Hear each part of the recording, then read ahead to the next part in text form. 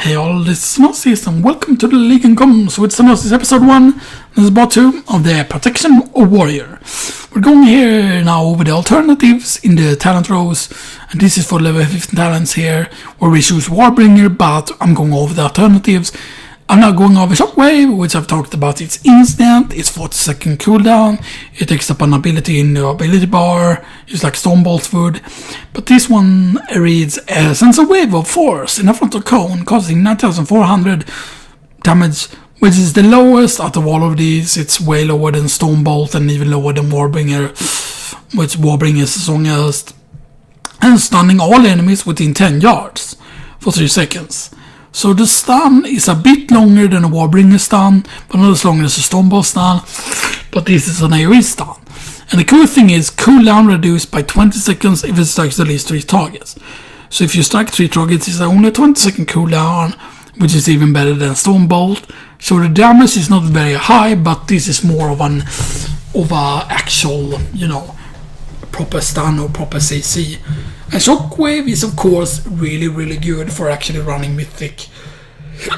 Just because I believe there are quite a lot of mobs that can be stunned. Being able to AoE stun mobs that, for example, are spellcasting, like if several mobs are spellcasting at the same time, then it can be really hard to interrupt them all at the same time.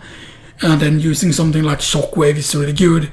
So it's just 10 yards, which isn't that big, but generally because of it being like a frontal cone, and the frontal cone it's not a tight cone, it's a pretty widespread cone. So it's very good for that. It's very good for that. So it's often very situational. What Warbringer is good for, like moving around and dealing out of damage, but Stormbolt is very good for single target interrupting and stuff that, which is kind of its main use. And it has the range, it has 20 yard range, which is really good.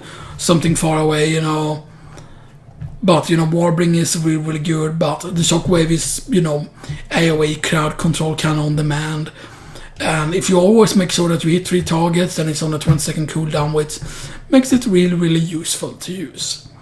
Now the level 30 alternatives here, as I said, I normally like to choose Impending Victory. So Impending Victory is an ability that replaces your Victory Rush.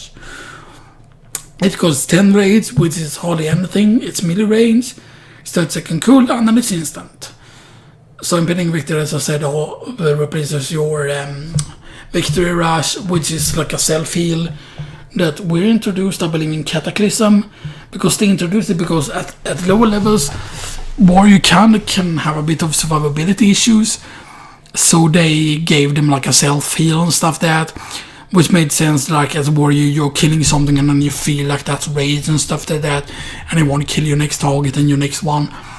But what Impending Victory is instantly attack the target, causing 47,497 damage, which is pretty respectable damage for protection. And healing you for 15% of your maximum health, but again, the more health you have, the better this is.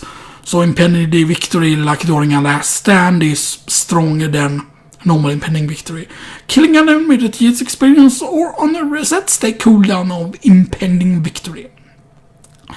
But the thing is, normally the way Impending Victory worked is, normally if I remember correctly, a Victory Rush will only be triggered when you kill something. This can be used without killing something, and when you kill something it instantly resets the cooldown.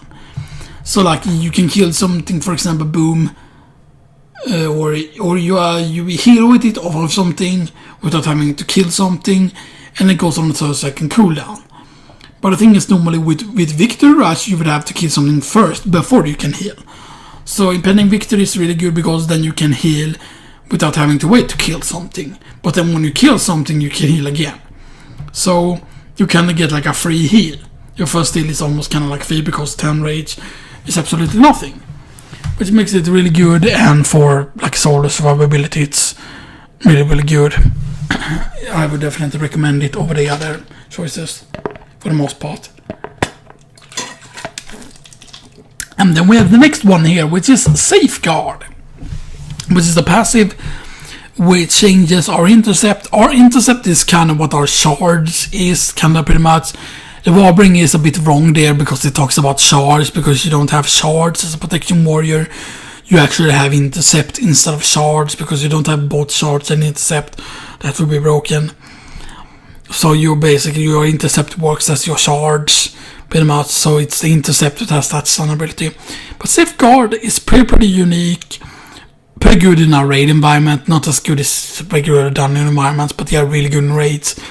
Intercepting a friendly target now also causes 30% of their damage taken to transfer you to you for 6 seconds, which means that if someone has screwed up a mechanic in a raid, or not really screwed up a mechanic, but if someone is taking a shit ton more damage and you know they're going to take a shit ton of damage because they're probably screwing something up, then you can charge into them and 30% of the damage taken will transfer off to you. Which is a good way to save someone. It's a very, very good way to like save healers. I would definitely think like if something like this would have been like in vanilla and stuff like that, then that would have been super, super mega powerful. Like every warrior would have wanted to have that, you know.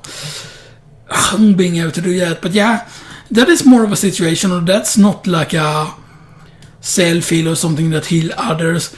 But you kinda heal them if you think about it, because 30% of the damage they take but transfer to you. You know.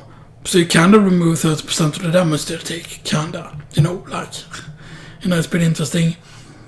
Then we have the alternatives here at level 45. That was the level 30 alternatives, by the way.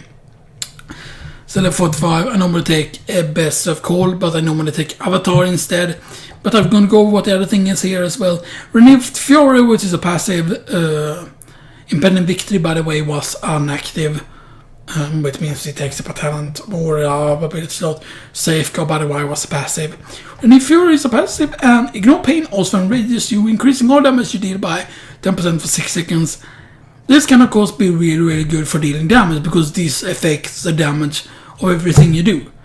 Like, this is not just one ability, but you know, like, and Ignore Pain is something you're gonna have up quite often. But the thing is, if you're dealing with a lot of AoE, then Best of Call is going to be better, and AoE happens very often in Legion. If you're leveling, you're very rarely going to be pulling single mobs. You want to pull a shit ton of mobs when you're tanking or when you're leveling, when you're solo leveling. You just want to pull a shit ton of mobs, and then it's just revenge. So much damage. Of course, with a Renewed Fury, if you're on a boss, the boss has no ads whatsoever, no AoE cleave or anything you have to deal with. If it's just pure single target damage, then Renewed Fury is the way to go. Although, if for example, if a raid encounter got only a single situation during the whole encounter, that makes you have to AoE tank or tank like 5 smaller mobs, then Best of Call is still better. So that's kind of how you have to understand, like, the revenge is just so strong in an AoE situation. Like, if this just a little bit of AoE, just even if it's just for 10 seconds, it's still worth it over Renewed Fury, because you hardly ever take Renewed Fury. But that Avatar is that option that I really, really like to take, because Avatar is an active ability which is instant, but it has a 1.5 minute cooldown. Transforming into a Colossus for 20 seconds, causing you to deal 20% increased damage, which is nice. I kind of wish that Avatar would kind of get glyphs to kind of change what it would look like when it would become big. It would be really cool, because there could be a lot of cool things that it could turn you into. Like, or maybe it would be race specific, so that if you're an orc avatar, you could, like, for example, get a glyph, turns you into a fell orc, like a big hulking fell orc. And like Adriana would turn into an Eredar, or like a Monari Eredar, like the red demon thing, you know. And it also causes you to deal 20% increased damage, and you're removing all roots and snares, which is really good. And like for 20 seconds, dealing 20% more increased damage is really good. So that still makes like renewed thing, like the Renewed Fury or whatever, makes it seems even worse. Because Ignore Pain also enrages you, increasing your damage by 10% for 6 seconds. but that's still worse than Avatar. But of course, Avatar lasts for 20 seconds and it's just 1.5 minute cooldown. So you can have more uptime with Renewed Fury because you can almost always have Ignore Pain up. If you're just focusing on Ignore Pain and not focusing on Shield Block, if all you're focusing is on Ignore Pain, you can have it 100% uptime. And then 100% uptime and dealing 10% more damage, that's pretty significant. So you have to think about things that way. But for example, if an encounter is not going to last a very long time, like if it's a very short encounter or a very, very short boss that you can nuke down, then Avatar is really, really strong. Because let's say a boss or a certain boss takes 2 minutes, then you're going to be able to go into Avatar right away, pump out a lot of damage, then at the very, very end of the fight, you know, you're going to be able to pop Avatar one last time, because 1.5 minute cooldown. What did I say? Did I say 2 minute fight? It needs 4 minutes to benefit, so yeah, 4 minute fight, but yeah. But, you know, in pretty short fights, Avatar is great, you know, but, you know, if there's an extended fight that lasts a really long time, then Renewed Fury is just going to get you more value overall, pretty much. Even though you might say for longer fights, Avatar is really good because you can use it more often, but 1.5 minute cooldown, you know, like, you know, sure, you get great burst potential, but if you can, like, if you're using, like, damage trinkets instead of actual tanking trinkets, then you can deal out a lot of damage in that very specific window, and you can line up your trinkets for that situation. Then at the next tier, which is at the level 60 alternatives here, where I would normally choose Crackling Thunder, I'm going to go over that first because I like it so much. It's very, very simple. It's a passive. Increase the radius of thunderclap by 50%. Normally thunderclap, I think, is 8 yards, but it becomes 12 yards, I think, with Crackling Thunder. And thunderclap deals pretty decent amount of AoE, but it also slows. And having a longer radius is really, really good. Just for AoE in general, that you can AoE things from a bit further away. And Crackling Thunder just has a very, very nice visual effect to it. You know, it's really, really cool, the Crackling Thunder effect, and it's just very, very nice to use. But I kind of wish Crackling Thunder would have been baseline, and I could have made some other cool effect with Crackling Thunder or with Thunderclap. But I don't know, maybe make you, you know, maybe, I don't know, like, maybe make the lightning damage spread, like maybe leave a lightning dot on them, like a small dot that deals damage over time. That would be really cool, you know, like, you know, and that like the Crackling Thunder would just become a passive from now on. Because there are definitely certain talents and certain, like, artifact talents that I think needs to become baseline, and especially if we're gonna lose our artifact weapons, which I still consider to be pretty BS.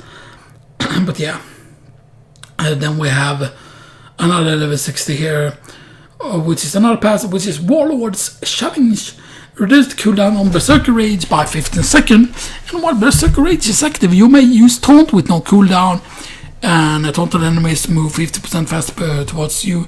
I believe Berserker Rage is 1 minute cooldown, so it becomes 45 seconds.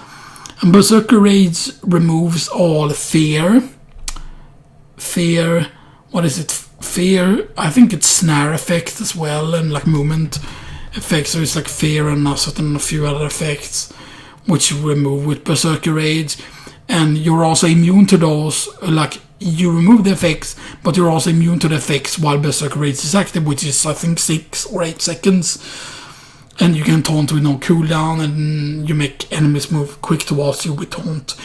So that's really good. The best thing is you taunt can also work as an interrupt, so you can taunt something further away from you. Something is costing us a really nasty spell, taunt them, they run towards you, boom, you know, instant victory. But yeah, anyway, I'm gonna wait a bit for the next part, for part 3, pretty much, or part, yeah, this is part 2, so part 3 pretty much.